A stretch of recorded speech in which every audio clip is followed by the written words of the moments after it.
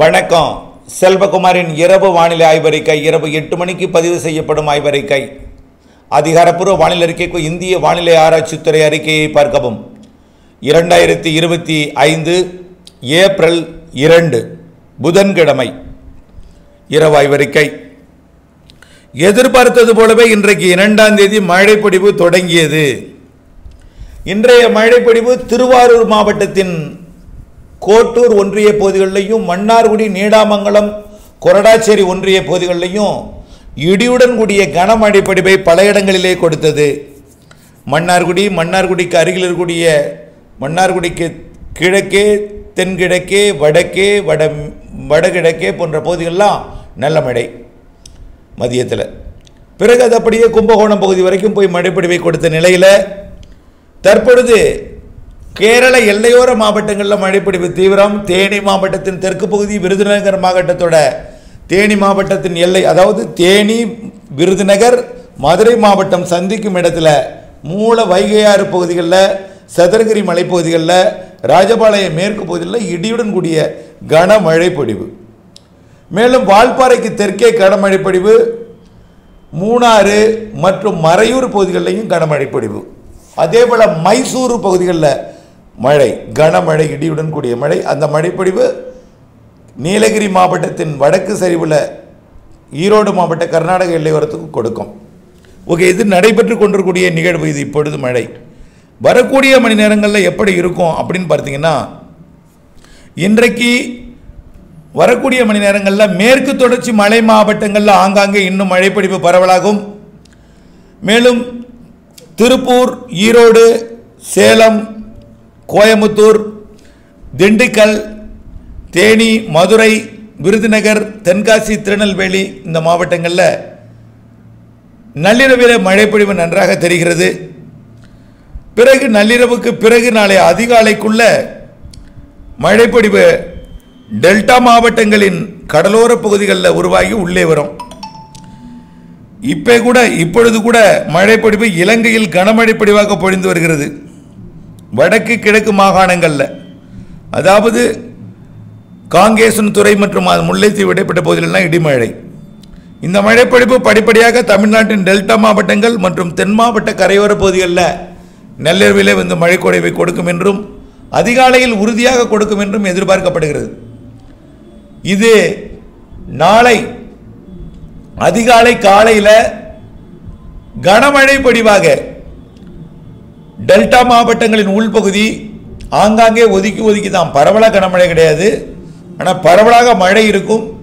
ஆங்காங்கே ஒதுக்கி டெல்டா மாவட்டங்கள் மற்றும் வடகடலோரம் மற்றும் தென்கடலோரம் மற்றும் படிப்படியாக உள்ளே முன்னேறி நாளை மதியம் மாலையிலெல்லாம் உள் மாவட்டங்களில் சற்று பரவலான மழைப்பொழிவை கொடுக்க தொடங்கினோம். நாளை இரவு மேற்கு தொடர்ச்சி மலை மாவட்டங்கள், நாளை மறுநாள் அதிகாலையெல்லாம் அடுத்த கேரளா வரைக்கும் நல்ல மழைப்பொழிவை கொடுக்கும். இடிமழைப்பொழிவு தான், இடியுடன் கூடிய மழைப்பொழிவாக இருந்தாலும் பெய்யும் இடத்துல வலுத்த மழைப்பொழிவு இருக்கும். நாளைய மழைப்பொழிவு தெலுங்கானாவில் இடிமழைப்பொழிவு கனமாக இருக்கிறது. தெலுங்கானா, ஆந்திர பிரதேசம், கர்நாடகா, கேரளா, அதாவது அண்டை மாநிலங்களுக்கும் நல்ல மழைப்பொழிவு உண்டு. தமிழ்நாட்டில் கர்நாடக எல்லையோர, கேரள எல்லையோரத்தில் நல்ல மழை பொழிவும், கடலோரம் தொடங்கி உள்ளே போக போக வலுக்கும். கர்நாடக, கேரள எல்லையோரத்தில் நல்ல மழை பொழிவை கொடுக்கும். அண்டை மாநிலத்திற்கும், கேரளாவிற்கும், கர்நாடகாவிற்கும், ஆந்திர பிரதேசத்திற்கும், தெலுங்கானாவிற்கும் இந்த மழைப்பொழிவு நாளை இரவு, நாளை மறுநாள் அதிகாலையில் நல்ல மழைப்பொழிவை கொடுக்கும். நாளைய மழை ஹைதராபாத் மற்றும் தெலுங்கானாவின் பல்வேறு பகுதிகள், ஆந்திர பிரதேசத்தின் பல்வேறு பகுதிகளுக்கும், அதேபோல் கர்நாடகாவின் பல்வேறு பகுதிகளுக்கும், கேரளாவிற்கும் நல்ல மழைப்பொழிவை கொடுக்கும். தமிழ்நாட்டில் கொடுத்துவிட்டு நள்ளிரவு அதிகாலையில், நாளை இரவு, அடுத்த நாள் அதிகாலையில் நல்ல மழைப்பொழிவை கொடுக்கும்.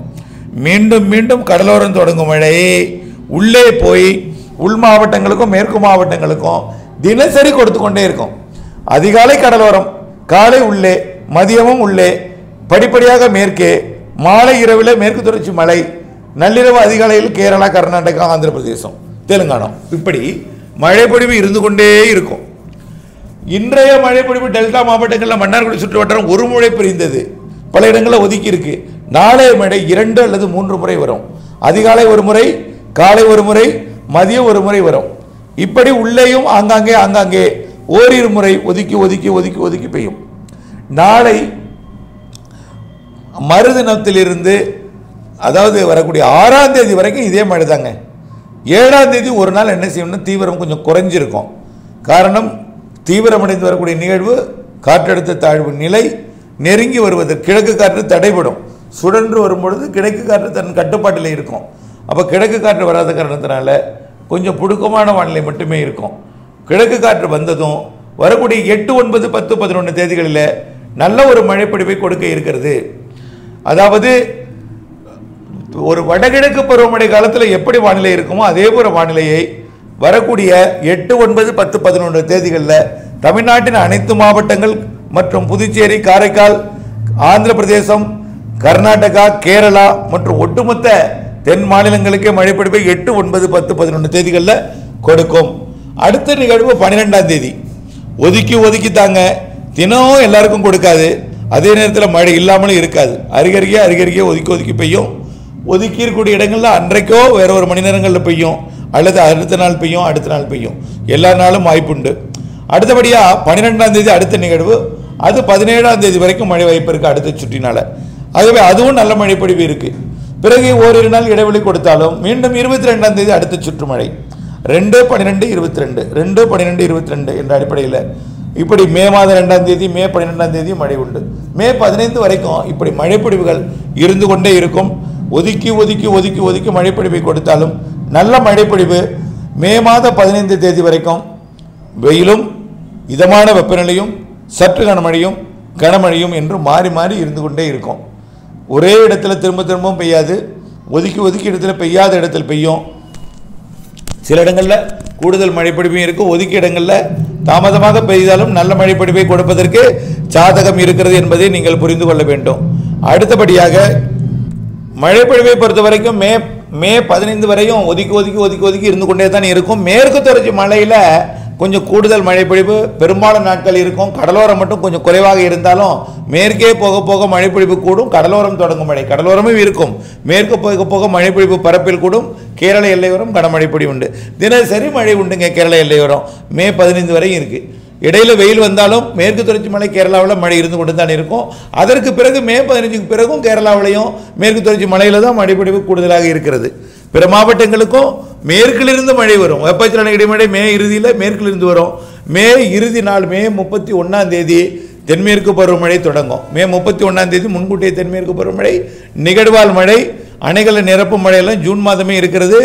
அனைத்து மேற்கு தொடர்ச்சி மலை மாவட்டங்களுக்கும் ஜூன், ஜூலை, ஆகஸ்ட் நல்ல மழைப்பொழிவு, சராசரி கூடுதல் மழைப்பொழிவு இருக்கிறது என்பதையும் ஏற்கனவே உங்களுக்கு தெளிவாக வழங்கி இருக்கிறோம். விரிவான அறிக்கையை பார்த்து திட்டமிட்ட பணி செய்து லாபம் அடைந்திடவும் அப்டேட்ஸ் அறிந்திருக்கவும் அன்போடு கேட்டுக்கொள்கிறேன். நன்றி.